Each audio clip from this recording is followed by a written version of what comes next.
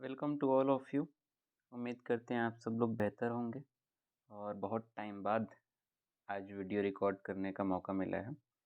और आज हम लोग बात करेंगे पीरियड ऑफ महाजनपदाज़। और इसके बारे में हम लोगों ने इसकी पहले वाली वीडियो में थोड़ा बहुत बातें की थी, बट आज हम लोग थोड़ा सा रिवाइज कर भी करेंगे और पूरा ओवरऑल जो ये महाजनपद काल है, जो महाजनपद पीरियड है, उसको पूरा ही इस वीडियो में एक ही वीडियो में कवर करने की कोशिश करेंगे। तो जो महाजनपद काल है, अगर पिछली वीडियो याद होगी और नहीं भी याद है तो फिर से हम बता देते हैं कि महाजनपद काल जो है उसको फर्स्ट स्टेट फॉर्मेशन भी बोला जाता है, भारत का पहला राज्य निर्माण भी बोला जाता है। और ख़ास बात एक ये है कि इसको भारत का सेकेंड अर्बनाइजेशन भी बोला जाता है, दूसरा शहरीकरण भी बोला जाता है। तो दूसरा शहरीकरण बोलने का मतलब ये है कि कोई पहला शहरीकरण भी होगा, पहला अर्बनाइजेशन भी होगा। तो भारत का पहला जो अर्बनाइजेशन था वो था इंडस वैली सिविलाइजेशन, यानी कि सिंधु घाटी सभ्यता। और ये दूसरा अर्बनाइजेशन यहाँ पे दिखाई देता है। इसके साथ साथ इम्पॉर्टेंट बात यह है कि फर्स्ट स्टेट फॉर्मेशन यहाँ पे क्यों दिखाई देता है, राज्य निर्माण क्यों यहीं पे दिखाई देता है। इसके पहले सिंधु घाटी सभ्यता पढ़ी हम लोगों ने, फिर उसके बाद वैदिक कल्चर पढ़ा, एक वैदिक कल्चर, और फिर पोस्ट वैदिक कल्चर पढ़ा या लेटर वैदिक कल्चर कह लीजिए। तो उसमें स्टेट फॉर्मेशन नहीं दिखता है, लेकिन यहाँ पे स्टेट फॉर्मेशन दिखता है। इसकी क्या वजह है? और तीसरा जो इम्पोर्टेंट टर्म यहाँ पे डिस्कस करने वाला है वो ये है कि ये पीरियड ऑफ महाजनपदा बोला गया या महाजनपद काल बोला गया। तो महाजनपद क्यों है? इसके पहले कभी भी महाजनपद का जिक्र नहीं आया, इस टर्म का जिक्र नहीं आया। तो इस टर्म का कनेक्शन, महाजनपद जो वर्ड है इसका कनेक्शन हमको स्टेट फॉर्मेशन से भी दिखाई देगा। साथ ही साथ जो सेकंड अर्बनाइजेशन है या फिर दूसरा जो शहरीकरण का फेज़ कह लीजिए, उससे इसका कनेक्शन यहाँ पे स्थापित होता हुआ दिखाई देगा। ये जो है महाजनपदों का मैप है। सारे महाजनपद के बारे में जिक्र करेंगे। कंबोज और गांधार जो है सबसे ऊपर हैं, और साउथ में जो सबसे है वो है असक या अस्मक।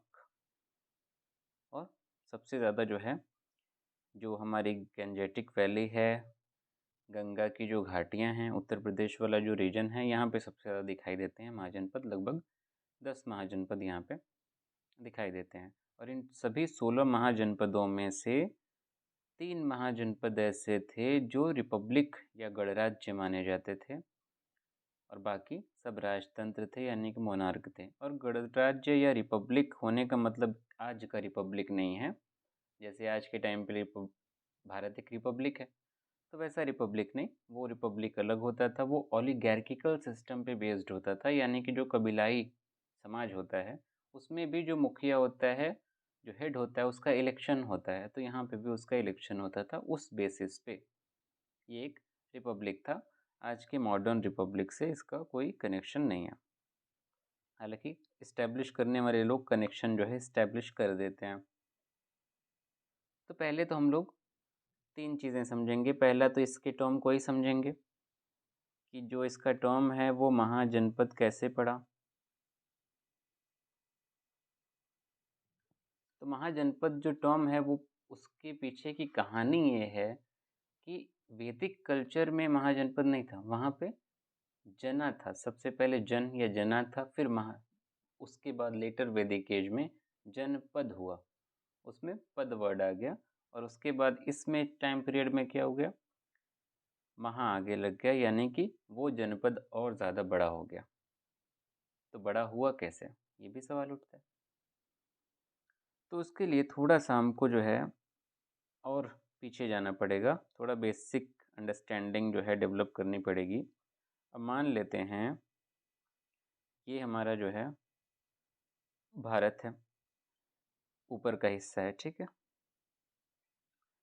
तो वैदिक कल्चर की अगर हम लोग बात करें, तो हम लोग का जो वैदिक कल्चर था वो ये पाकिस्तान का और भारत का जो नॉर्थ वेस्टर्न जो रीजन है, महाराष्ट्र का कुछ हिस्सा भी था। वैदिक वैदिक कह रहे हैं, इंडस वैली सिविलाइजेशन की बात करें तो ये इंडस वैली सिविलाइजेशन का ये हमारा क्षेत्र था, एरिया था।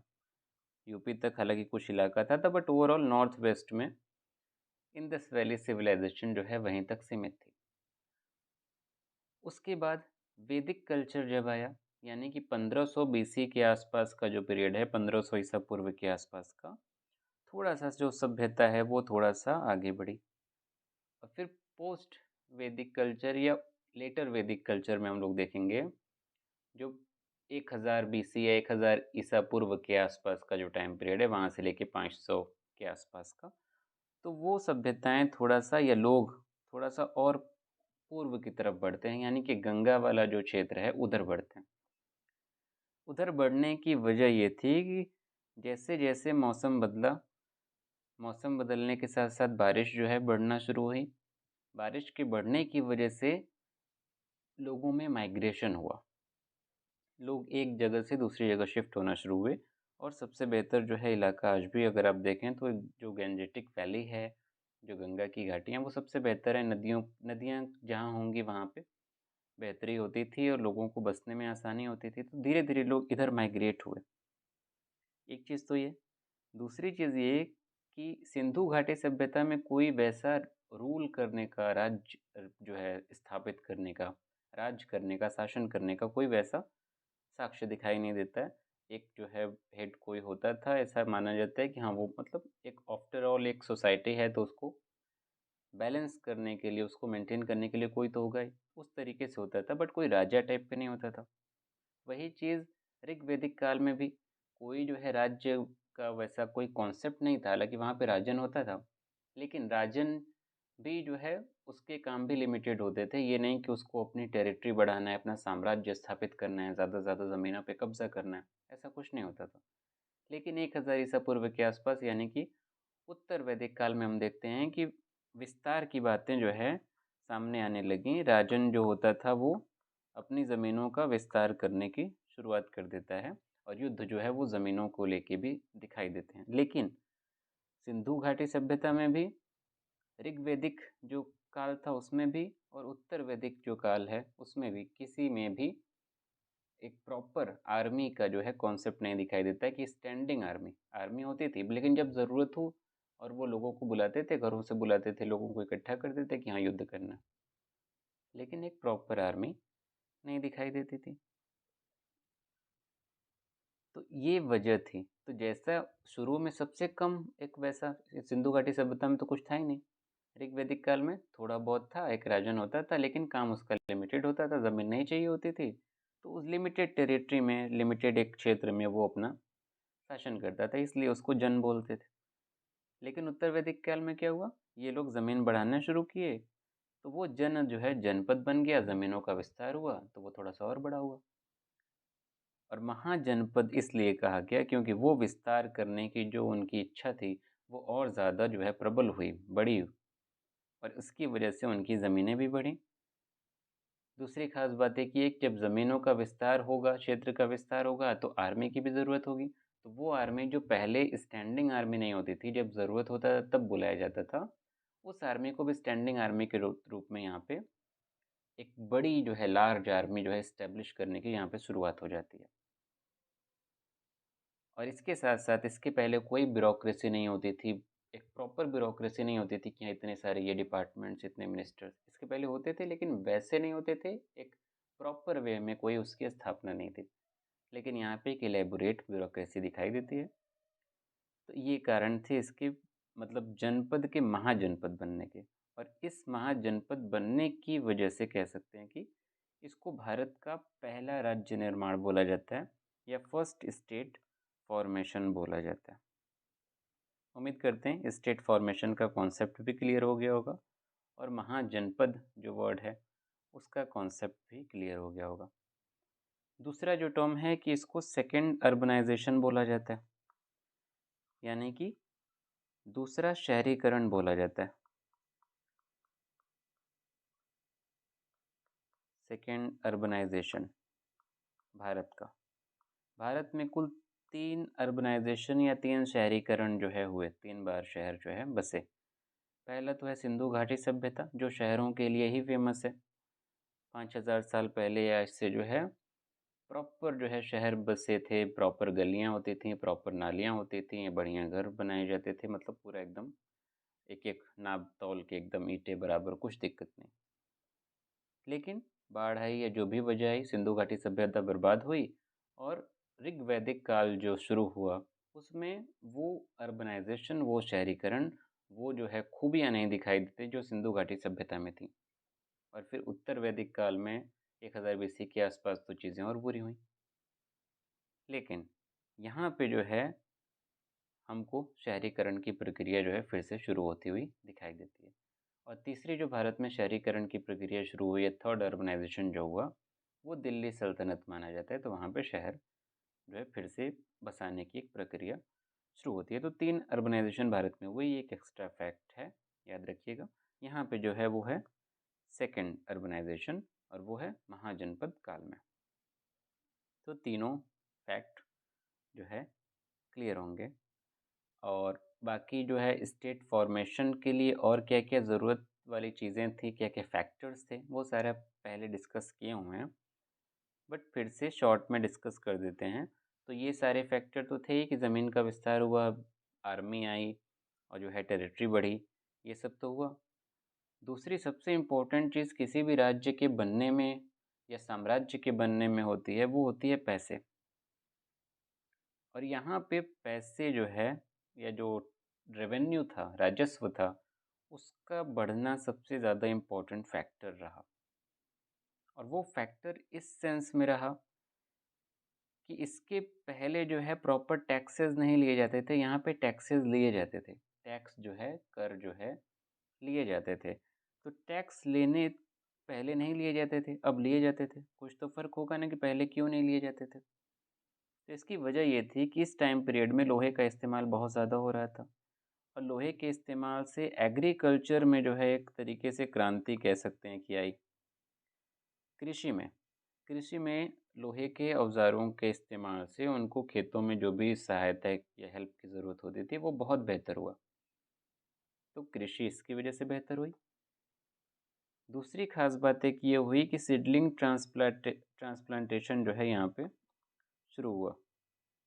धान की खेती जो है एक खेती करने का एक तरीका है, उसकी वजह से यहाँ पे धान की खेती बहुत बेहतर हुई। पहले ऐसे नहीं होता था, बीजों को ऐसे ही फेंक देते थे, तो उतनी बेहतर फसल नहीं आती थी। यहाँ पे बेहतर फसल हुई तो बेहतर टैक्सेस भी आए, और बेहतर फसल होने से बेहतर व्यापार भी हुआ, बेहतर व्यापार हुआ तो भी बेहतर टैक्स मिले,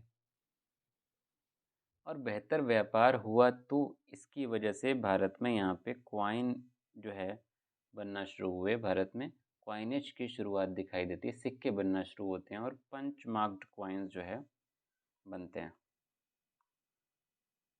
तो पंच मार्क्ड जो है क्वाइन, आई थिंक यहाँ पे पिक्चर होगी अगर तो हम दिखा सकते हैं।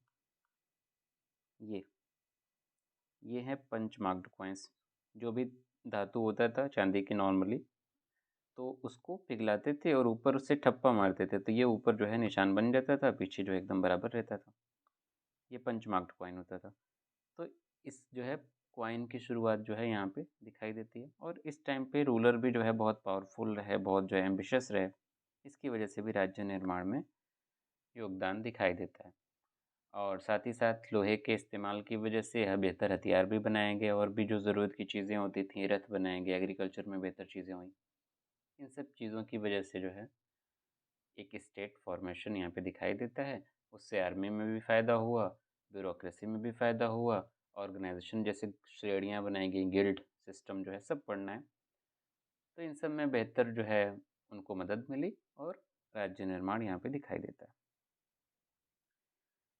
तो अब हम लोग अगर बात करें सारे महाजनपदों की बारी बारी, तो पहला जो महाजनपद हम लोग डिस्कस करेंगे वो है काशी। काशी जो है, आप नाम सबको पता है, इस टाइम काशी यानी कि बनारस की बात हो रही है। तो वाराणसी जो है उसकी राजधानी हुआ करती थी। और ये जो है कह सकते हैं कि सबसे पावरफुल शुरुआती शहरों में से एक शहर माना जाता था, महानगर माना जाता था।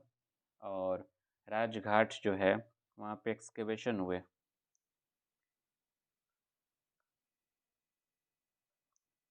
राजघाट के एक्सकेवेशन में पता चला कि यहाँ पे शुरुआती अर्लीस्ट हैबिटेशन जो है यहाँ पे 500 BC के आसपास जो है शुरू हुए थे।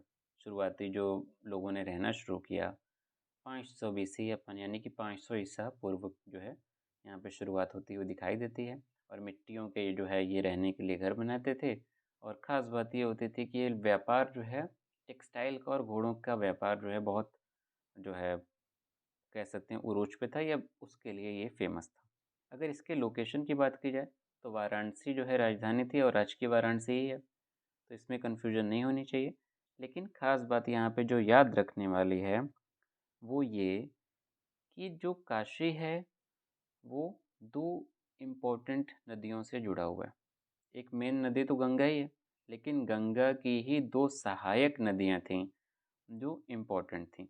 एक तो है वरुणा नदी और दूसरी जो नदी है वो है रिवर अस्सी या अस्सी नदी। अस्सी घाट भी है बनारस में। तो जो अस्सी है वो साउथ में थी और वरुणा जो है नॉर्थ में थी। और इन दोनों के बीच में ये शहर उस टाइम का जो भी लोकेशन था वहाँ पे बसा हुआ था। तो ये एक इम्पॉर्टेंट जो है महाजनपद रहा।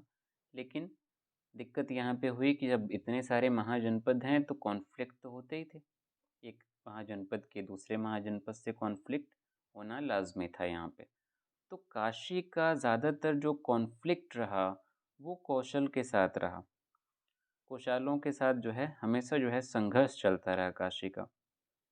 लेकिन ये लास्ट तक इसी से कॉन्फ्लिक्ट नहीं चला। हुआ ये कि कोशाल से कॉन्फ्लिक्ट होने की वजह से फाइनली काशी जो है थोड़ा कमज़ोर हुआ और कोशालों ने जो है काशी को अपने कब्जे में कर लिया, यानी कि काशी पे चढ़ाई कर दी और काशी जो है कोशालों का हिस्सा बन गया, या कौशल जो भी हिंदी में कह लीजिए। लेकिन ये बहुत देर तक नहीं रहा क्योंकि फिर अजातशत्रु ने हमला किया। अजातशत्रु जो है मगध महाजनपद का रूलर था, वहाँ का शासक था, उसने हमला किया। तो फाइनली ये काशी जो है मगध साम्राज्य का हिस्सा बन जाता। और ज़्यादातर महाजनपदों को हम लोग देखेंगे तो वो ज़्यादातर महाजनपद जो भी थे वो मगध साम्राज्य का ही हिस्सा बनते। और यही कारण है कि मगध सबसे पावरफुल महाजनपद बना, उसको साम्राज्य की श्रेणी में लिया जाता है। और वही मौर्य साम्राज्य के अस्तित्व में आने की एक वजह भी बना कह सकते हैं हम लोग। तो ये काशी के बारे में था, बहुत ज़्यादा इम्पोर्टेंट ये नहीं है। और भी बहुत सारे इम्पोर्टेंट हैं, उसके बारे में डिटेल में देखेंगे। इसके अलावा कौशल की ही बात कर लेते हैं। अभी कौशल की ही बात की हम लोग कि काशी के साथ कॉन्फ्लिक्ट संघर्ष चलता रहा।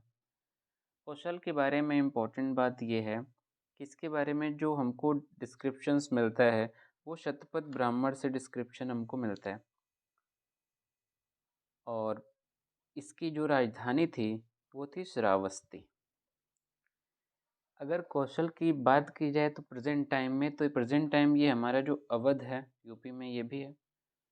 वहाँ पे देखिए ख़ास बात एक ये है कि जितने भी महाजनपद हैं उन महाजनपद में क्या क्या चीज़ें याद करनी हैं। एक तो उसका जो प्रेजेंट टाइम में लोकेशन है वो क्या है, और दूसरा है कि उसकी कैपिटल क्या है, और उससे वहाँ पे कौन सी नदी से जो है जुड़ा हुआ है, कि कोई सहायक नदी है या गंगा है या कोई भी, जैसे गोदावरी या कोई भी, तो कौन सी नदी है ये याद होना चाहिए। और इसके साथ साथ एक खास बात ये कि उस टाइम पीरियड का इम्पोर्टेंट रूलर कौन था, शासक कौन था। और साथ ही साथ कुछ ऐसे भी महाजनपदों के जो है शासक रहे, रूलर रहे, जो गौतम बुद्ध के समकालीन थे या कंटेम्प्रेरी थे, तो वो याद होना चाहिए। इतनी सारी चीज़ें याद होनी चाहिए। तो खैर इसकी कैपिटल जो है श्रावस्ती थी। लेकिन इसकी दो कैपिटल थी। दो कैपिटल क्यों थी? क्योंकि जो ये महाजनपद था ये डिवाइडेड था नॉर्थ कोसल में और साउथ कोसल में, उत्तर कोसल और दक्षिणी कोसल। और इन दोनों की अलग अलग राजधानी थी। जो नॉर्थ वाला था, उत्तर वाला था, उसकी राजधानी थी श्रावस्ती। और जो साउथ वाला था उसकी राजधानी थी कोशावती।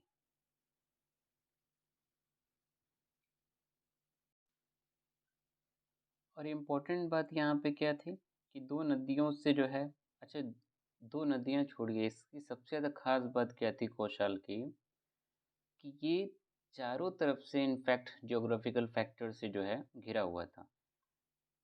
जैसे कि अगर हम लोग उत्तर की बात करें, नॉर्थ की अगर हम लोग बात करें, तो नॉर्थ में ये नेपाल की जो पहाड़ियाँ हैं उससे घिरा हुआ था। और अगर हम लोग वेस्ट की बात करें, तो वेस्ट में ये गोमती नदी से घिरा हुआ था। अगर हम लोग ईस्ट की बात करें, तो ईस्ट जो है सदनीरा या आज की गंडक नदी ही मानी जाती है, बहुत इतिहासकार जो है मानते हैं। तो ईस्ट में या पूर्व में सदनीरा नदी से घिरा हुआ था। और अच्छा, सदनीरा से घिरे होना एक तरीके से ये इसकी बाउंड्री भी थी, क्योंकि इसके बगल में विदेय भी जो है था, और विदेय वज्जीस का पार्ट था, वो आगे हम लोग देखेंगे, जो कि एक रिपब्लिक था, एक गणराज्य था। तो गंडक नदी जो है पूर्व में थी। और नीचे देखा जाए साउथ में, तो साउथ में सर्पिका नदी या फिर स्यांदिका रिवर भी उसको बोला जाता है, उससे घिरा हुआ था। तो चारों तरफ से ज्योग्राफिकल या भौगोलिक फैक्टर्स जो है इसके लिए मददगार साबित हुए। और नदियों का खास रोल रहा, क्योंकि उस टाइम पे किसी भी स्टेट के पास कोई नेवी नहीं थी कि वो नदी को आसानी से क्रॉस करके जो है सामने वाले को हरा दें। तो एक ये वजह थी कि ये स्टेट बाकी स्टेट के कंपैरिजन में कुछ हद तक पावरफुल रहा। इसके अलावा खास बात यहाँ पे ये है कि अयोध्या और साकेत और श्रावस्ती तो राजधानी थी ही। ये इस महाजनपद के इम्पोर्टेंट शहर थे। और इस महाजनपद का जो सबसे इम्पोर्टेंट राजा था वो था प्रसेनजीत। प्रसेनजीत के फादर का नाम ही महाकौशल था। और प्रसेनजीत जो है इम्पोर्टेंट रूलर रहा इस टाइम पीरियड का। और इसके बारे में ख़ास बात एक ये है कि प्रसेनजीत गौतम बुद्ध का कंटेम्प्रेरी था। कई जो है रूलर महाजनपद टाइम पीरियड के वो कंटेम्प्रेरी रहे गौतम बुद्ध के, जैसे कि मगध में अजातशत्रु भी जो है कंटेम्प्रेरी रहा गौतम बुद्ध का। बिम्बिसार जो है बुद्धा का कंटेम्प्रेरी रहा। चंद्रप्रद्योत जो है अवंती का, वो भी गौतम बुद्ध का कंटेम्प्रेरी रहा। तो यहाँ पे कौशल के बारे में प्रसेनजीत को याद रखिएगा कि ये गौतम बुद्ध का कंटेम्प्रेरी था। और गौतम बुद्ध ने बहुत लंबा वक्फा जो है, बहुत लंबा टाइम पीरियड श्रावस्ती में गुजारा भी था।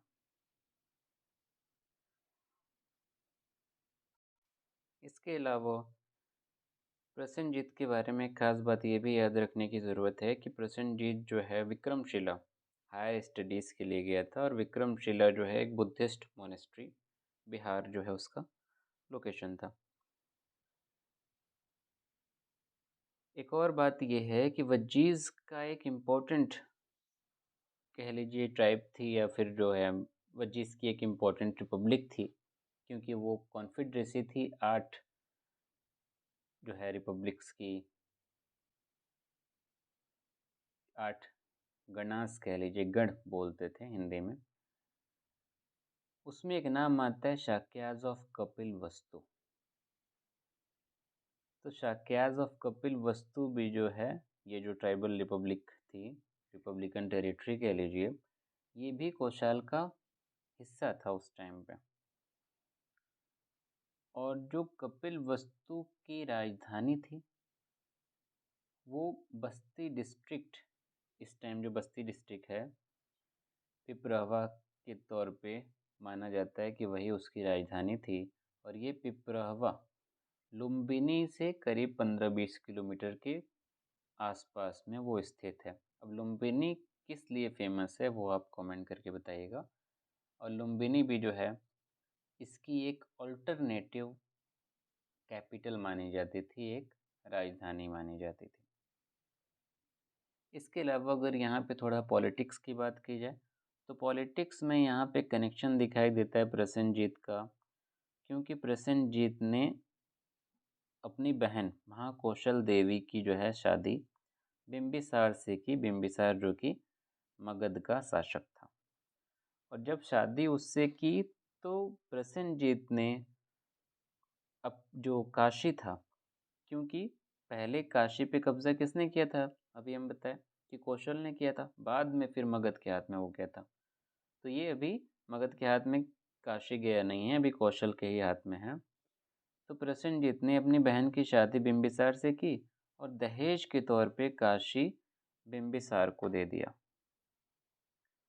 लेकिन ये कोई बहुत ज़्यादा खुशी की बात नहीं थी, क्योंकि आगे गम आने वाला था। गम, अच्छा एक चीज़ और ये भी थी कि यहाँ पे इस काशी को वो दहेज के तौर पे तो दिया, लेकिन इसके साथ साथ उसने 1 लाख जो है चांदी के सिक्के भी दिए। और चांदी के सिक्के को कारशापन बोला जाता था। तो ये एक बात मनी के तौर पे भी दिए थे, ये 2 चीज़ें दी थी। और शादी नॉर्मली अगर पॉलिटिकल वे में देखा जाए तो शादियों का फ़ायदा ये होता था कि जो रिश्ते होते थे राजनीतिक वो मजबूत हो जाते थे, बेहतर हो जाते थे। लेकिन जब बिंबिसार की डेथ हुई, बिंबिसार की मृत्यु हुई, तो बिंबिसार की डेथ के बाद जब अजातशत्रु यानी कि उसका बेटा जब शासक बना, रूलर बना, तो मगध और कौशल के बीच में रिश्ते खराब हो गए। और खराब होने की वजह से जो काशी प्रसेनजीत ने बिंबिसार को दी थी, वो काशी प्रसेनजीत ने वापस ले ली। हुआ ये था कि जब बिंबिसार की डेथ हुई तो उसकी बीवी और प्रसेनजीत की बहन कौशल देवी की जो वो बहुत जो है सदमे में चली गई। और उसके सदमे में जाने की वजह से, उस दुख की वजह से कौशल देवी की भी डेथ हो गई। और यही कारण था कि प्रसेनजीत ने गुस्से में काशी को वापस ले लिया। लेकिन ये भी बहुत ज़्यादा देर तक जो है छीना छीना झपटी और जो है लड़ाई झगड़ा नहीं चला। ये भी जो है बहुत जल्द ही सॉल्व हो गया, क्योंकि प्रसेनजीत ने अपनी बेटी वज्जिरा की शादी अजातशत्रु से कर दी। तो फिर से दोबारा एक वैवाहिक संबंध स्थापित हो गया और काशी प्रसेनजीत ने अजातशत्रु को वापस दे दिया। और जब प्रसेनजीत की डेथ हो गई तो कौशल जो महाजनपद था वो भी मगध ने अपने कब्जे में कर लिया। तो इस तरीके से देखा जाए तो काशी भी कब्जे में आया अल्टीमेटली मगध के ही। और यहाँ पे कौशल महाजनपद जो है वो भी अल्टीमेटली जो है मगध के ही कब्जे में आया। और ये जो है बाकी सारी वही बातें हैं कि ये प्रसेनजीत जो है गौतम बुद्धा का कंटेम्प्ररी था, समकालीन था। अच्छा, खास बात है कि ये भी खास नहीं बल्कि नॉर्मल सी बातें याद रखना चाहें तो रखिएगा। और वो ये कि प्रसेनजीत ने कुछ वैसे बुद्धिज़्म को बहुत ज़्यादा, जैसे अशोक ने एक अपना धम्मा पॉलिसी शुरू किया, जिस तरीके से एक प्रचार प्रसार होता है, प्रोपगेशन होता है रिलीजन का, वैसे बुद्धिज़्म का कुछ खास वैसा प्रोपगेशन नहीं किया। बट भरूच स्कल्पचर्स जो हैं उसके अकॉर्डिंग थोड़ा सा उसका जो एम्ब्रेसमेंट था बुद्धिज़्म को लेकर वो दिखाई देता है। और बुद्धा का कंटेम्प्ररी होना सिर्फ ये साबित नहीं करता कि वो जो है बुद्धिज़्म को लेकर बहुत ज़्यादा आकर्षित था। बट हाँ, बुद्धा से इसका एक फ्रेंडली रिलेशन था, फ्रेंड था बुद्धा का, गौतम बुद्ध का। और जैसा कि अभी हम बताया कि बुद्धा का जो है एक स्टे भी रहा श्रावस्ती में अच्छा खासा एक लंबे वक्फे तक। तो ये चीज़ें जो है कहीं ना कहीं उधर इशारा करती हैं। और बाकी जो है ये सारी वही बातें हैं कपिलवस्तु की, पिपरावा और लुम्बिनी की।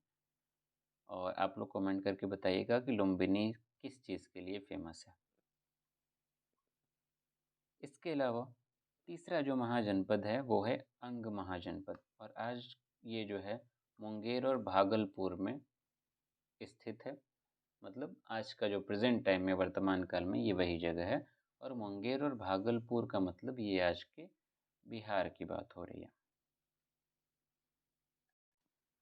अंग महाजनपद की जो राजधानी थी वो थी चंपा। उसकी कैपिटल जो है चंपा थी। और चंपा नाम इसका इसलिए पड़ा क्योंकि चंपा एक नदी बहती थी, उसी को चंदन रिवर भी जो है बोला जाता था।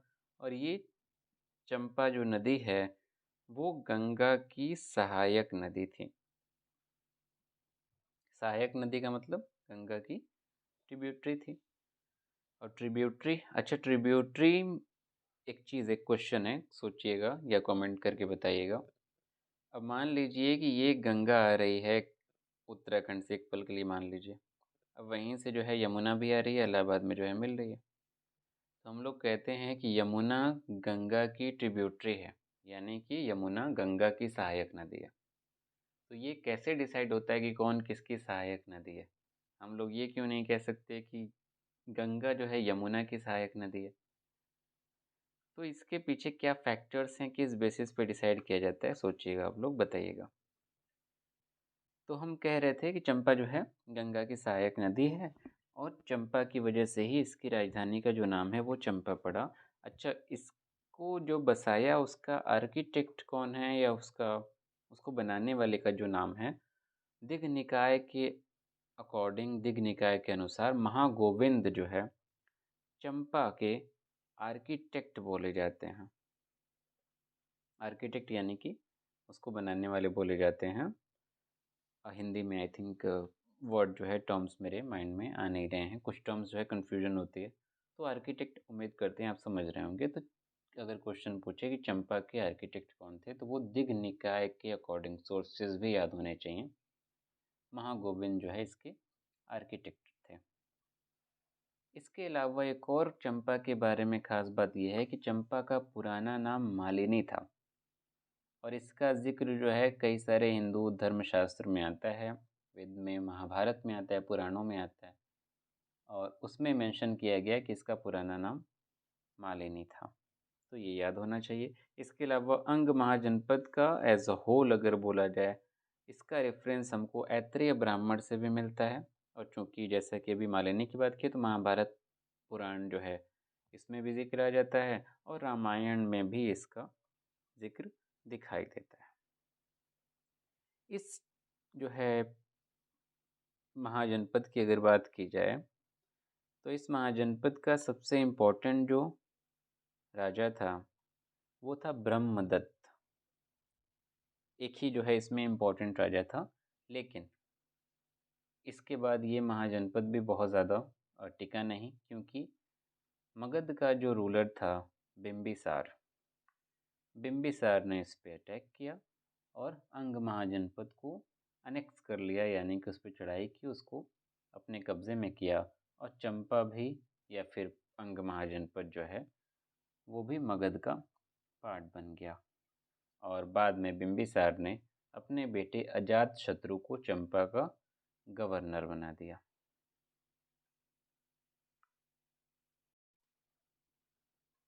इसके अलावा अगला है कुरुज। आई थिंक 33 मिनट का जो है लेक्चर हो गया है, तो आज हम सोचे थे पूरा कर देंगे, लेकिन बहुत लंबा हो जाएगा तो बोरियत भी होगी देखने वालों को। तो बाकी जो है हम लोग कल बात करेंगे, आज इतना ही रहने देते हैं। उम्मीद करते हैं वीडियो पसंद आया होगा। अगर वीडियो पसंद आया है तो उसको लाइक करिए, चैनल को सब्सक्राइब नहीं किया है तो अपने चैनल को जो है सब्सक्राइब करिए, और अपने दोस्तों के साथ वीडियो को शेयर करिए। और ये जो वीडियो है उसमें सारी चीज़ों का ध्यान रख रहे हैं, ताकि जो ग्रेजुएशन वाले हैं उनका भी हो जाए। यूपीएससी के पर्सपेक्टिव से तो सारी चीज़ें हैं ही, आप प्रीवियस ईयर के क्वेश्चन देख सकते हैं, प्रैक्टिस जो टेक्स्ट सीरीज़ होती हैं उसको देख सकते हैं। इसके अलावा नेट के पर्सपेक्टिव से भी चीज़ें कवर करने की कोशिश की है। तो उम्मीद करते हैं पसंद आया होगा। तो थैंक यू, मिलते हैं हम लोग अगली वीडियो में।